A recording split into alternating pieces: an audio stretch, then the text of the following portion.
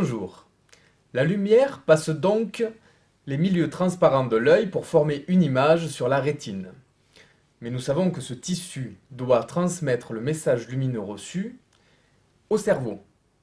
La rétine n'est donc pas qu'un écran.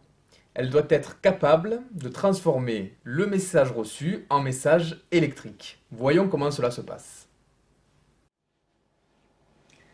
La rétine, ici en vert, est une membrane nerveuse de 0,5 mm d'épaisseur. Elle est transparente et elle est constituée de plusieurs couches de cellules interconnectées. Une couche de photorécepteurs, il y en a 130 millions, connectée à une couche de neurones bipolaires, elle-même connectée à une couche de neurones dont les axones forment la fibre du nerf optique. Notez que le départ du nerf optique forme le point aveugle sur la rétine. La lumière arrive dans le même sens que la flèche jusqu'aux photorécepteurs.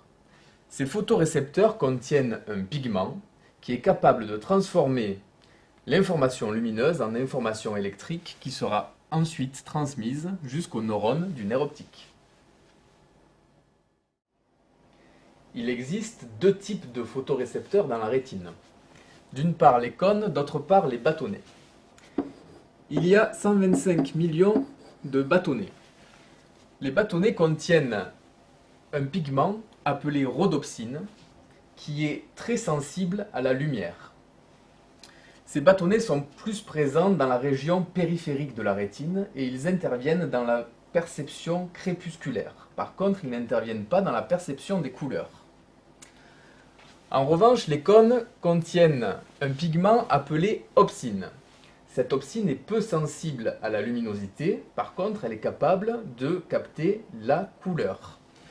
Il y a environ 6,5 millions de cônes.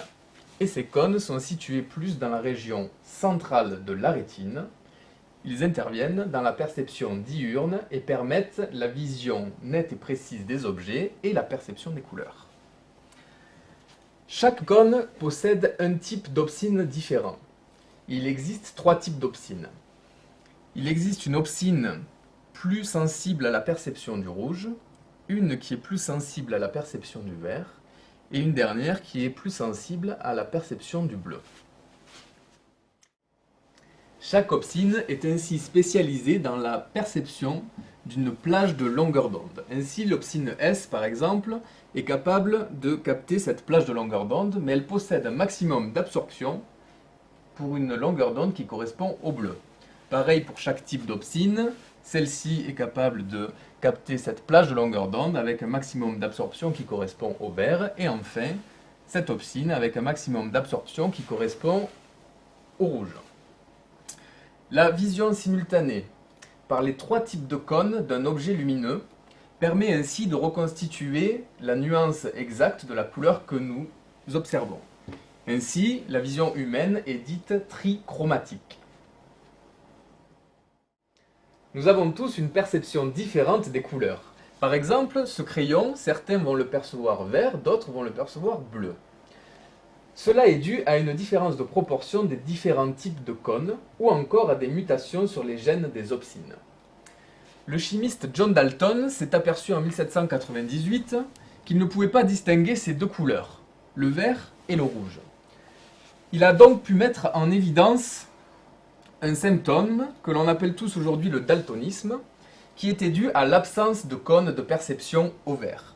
Ce symptôme s'appelle également la deutéranopie. Mais il existe également un symptôme d'absence de cônes de perception au rouge, qui est la protanopie, et encore un symptôme d'absence de cônes de perception au bleu, qui est la tritanopie.